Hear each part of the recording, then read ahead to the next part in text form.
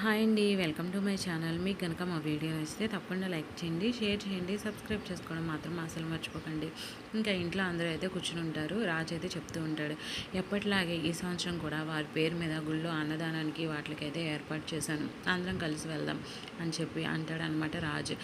ఇంకా ఇంద్రాదేవి కూడా సరే వెళ్దాం అని చెప్పి అంటుంది. ఇంకా అపర్ణ అయితే అంటుంది, అత్తయ్య మీరందరూ వెళ్ళరండి, నాకు ఒంట్లో బాగోలేదు, నేను రాలేను అని చెప్పి అంటుందన్నమాట. అనేటప్పటికీ ఇంకా కావ్య అయితే సరే అత్తయ్య, నేను కూడా మీకు తోడుగా ఇంట్లోనే ఉంటాను, మీరు అందరూ వెళ్ళండి అని చెప్పి వాళ్ళకి చెప్తుంది.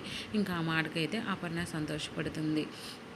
ఇంకా ఇంట్లో వాళ్ళందరూ కూడా ఇంకా అక్కడికైతే బయలుదేరే ఉద్దేశంలో ఉంటారనమాట. ఇటు పక్కన రుద్రాని రాహుల్ అయితే ప్లాన్ వేస్తూ ఉంటారు.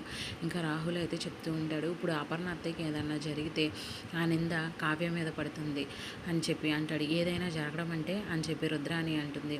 అనేటప్పటికీ అపర్ణ అత్తయ్య చచ్చిపోతుంది అని చెప్పి రాహుల్ అంటాడు. అనగానే రుద్రాని కూడా ఒకసారిగా షాక్ అవుతుంది. ఇంకైతే రుద్రాని రాహుల్ అయితే కలిసి అపర్ణాన్ని చంపేద్దామని ఫిక్స్ అయిపోతారనమాట.